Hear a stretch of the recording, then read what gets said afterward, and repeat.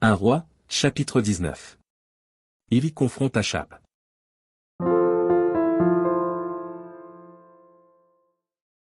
Achab rapporta à Jézabel tout ce qu'avait fait Élie, et comment il avait tué par l'épée tous les prophètes. Jézabel envoya un messager à Élie, pour lui dire, que les dieux me traitent dans toute leur rigueur, si demain, à cette heure, je ne fais de ta vie ce que tu as fait de la vie de chacun d'eux. Élie, voyant cela, se leva et s'en alla, pour sauver sa vie.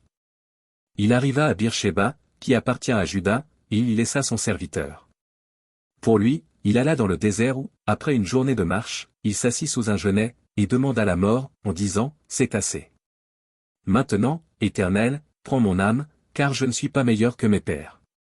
Il se coucha et s'endormit sous un genêt.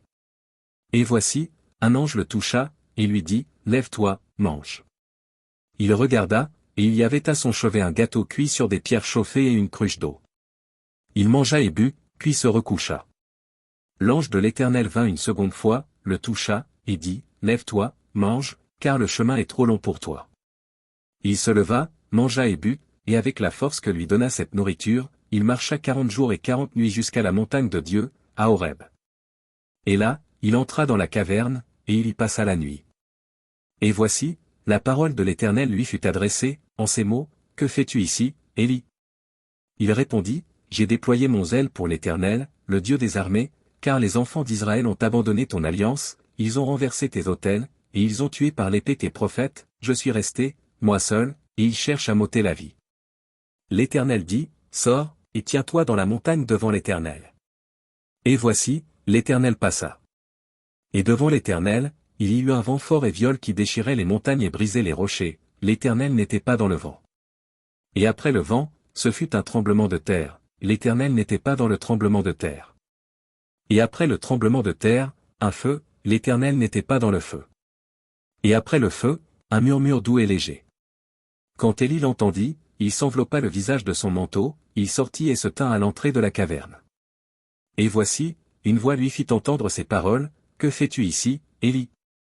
Il répondit, j'ai déployé mon zèle pour l'Éternel, le Dieu des armées, car les enfants d'Israël ont abandonné ton alliance, ils ont renversé tes autels, et ils ont tué par l'épée tes prophètes, je suis resté, moi seul, et ils cherchent à m'ôter la vie. L'Éternel lui dit, va, reprends ton chemin par le désert jusqu'à Damas, et quand tu seras arrivé, tu oindras Hazaël pour roi de Syrie. Tu oindras aussi Jéhu, fils de Nimshi, pour roi d'Israël, et tu oindras Élisée, fils de Shaphat, d'Abel-Méhola, pour prophète à ta place. Et il arrivera que celui qui échappera à l'épée de Hazaël, Jéhu le fera mourir, et celui qui échappera à l'épée de Jéhu, Élisée le fera mourir. Mais je laisserai en Israël 7000 hommes, tous ceux qui n'ont point fléchi les genoux devant Baal, et dont la bouche ne l'a point baisé. Élie partit de là, et il trouva Élisée, fils de Shaphat, qui labourait. Il y avait devant lui 12 paires de bœufs, et il était avec la 12e. Élie s'approcha de lui, et il jeta sur lui son manteau. Élisée, quittant ses bœufs, courut après Élie, et dit, laisse-moi embrasser mon père et ma mère, et je te suivrai. Élie lui répondit, va, et reviens, car pense à ce que je t'ai fait. Après s'être éloigné d'Élie, il revint prendre une paire de bœufs, qu'il offrit en sacrifice, avec l'attelage des bœufs, il fit cuire leur chair, et la donna à manger au peuple. Puis il se leva, suivit Élie, et fut à son service.